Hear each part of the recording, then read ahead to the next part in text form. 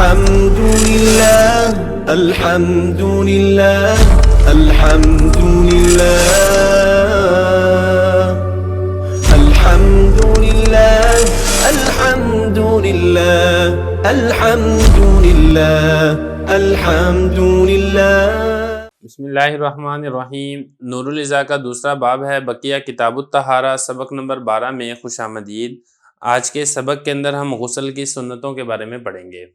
یسن فی الاغتسال 12 شیئا الابتداء بالتسمیۃ والنیۃ وغسل الیدین الی الرسغین وغسل نجاسۃ لو کانت بانفرادها وغسل فرجہ ثم یتوضأ كوضوئہ للصلاۃ فیثلث الغسل ویمسح الراس ولکنہ یؤخر غسل الرجلین ان کان یقف فی محل یجتمع فیہ الماء ثم یفیض الماء علی بدنہ ثلاثا ولو ان غمس فی الماء الجاری وما فی حکمہ ومکث فقد اکمل السنۃ ویبتدئ فی صب الماء براسہ ویغسل بعدها منکبہ الایمن ثم الیسر ویدلک جسدہ ویوالی غسلہ۔ عبارت ہوگی ہے، اس کا ترجمہ دیکھنے پھر اس کی تشریح کرتے ہیں۔ غسل میں 12 چیزیں سنت ہے۔ ابتدا کرنا تسمیہ کے ساتھ اور نیت کرنا، اور ہاتھوں کو دھونا گٹوں تک، اور نجاست کو دھونا اگر وہ اکیلی ہو، اور فرج شرمگاہ کو دھونا، پھر وضو کرے گا جیسا کہ وضو کیا جاتا ہے نماز کے لیے، اور دھونے کو 3 مرتبہ کرے گا، اور سر کا مسح کرنا، لیکن پاؤں کے دھونے کو مؤخر کرے گا اگر وہ ایسی جگہ ہے جہاں پر پانی جمع ہوتا ہے۔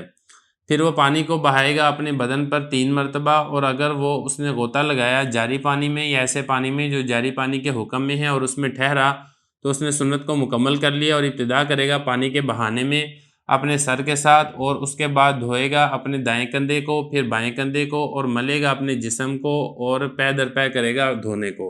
عبارت ہو گیا ہے، ترجمہ ہو گیا ہے۔ اب چلتے ہیں اس کی تشریح کی طرف۔ تو دیکھیں آج کے سبق کے اندر غسل کی سنتیں بیان کی جا رہی ہیں۔ حضرت نے فرمایا کہ غسل کے اندر 12 چیزیں یہ سنتیں ہیں۔ کون کون سی؟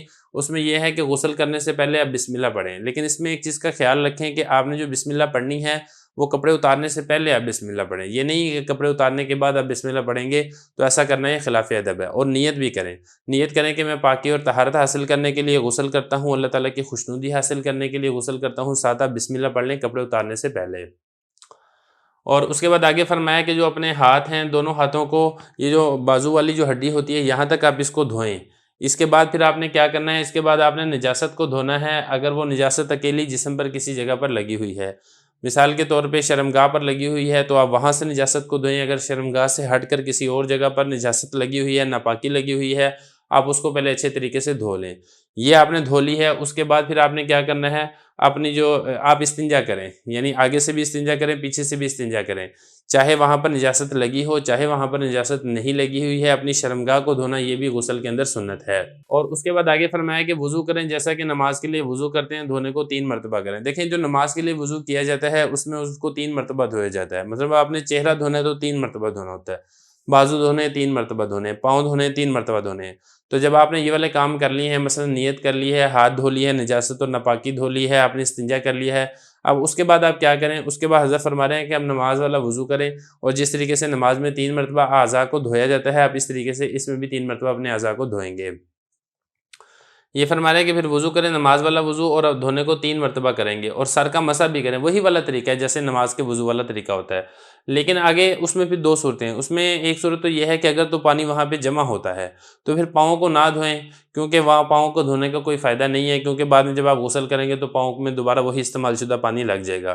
تو پاؤں کو دھونے کو آپ مؤخر کر دیں، اور پھر ایسی جگہ پر جائیں جہاں پر پانی جمع نہیں ہوتا، پھر آخر میں آپ اس پاؤں کو دھو لیں۔ اور اگر جگہ ایسی ہے جہاں پر پانی رکتا نہیں ہے، پانی بہہ جاتا ہے، جیسے کہ عام طور پر غسل خانے ہیں تو آج کل تو فلش سسٹم ہے تو پانی ٹھہرتا نہیں ہے، تو آپ جب وضو کریں گے تو اس میں پاؤں کو بھی آپ دھو لیں۔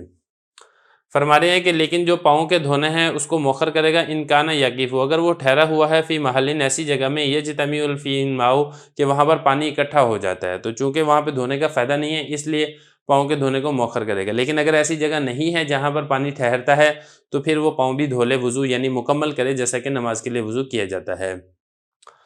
ثم یفیض الماء علی بدنہ، پھر اس کے بعد آگے یہ ہے کہ اپنے جسم کے اوپر 3 مرتبہ پانی بہائے گا۔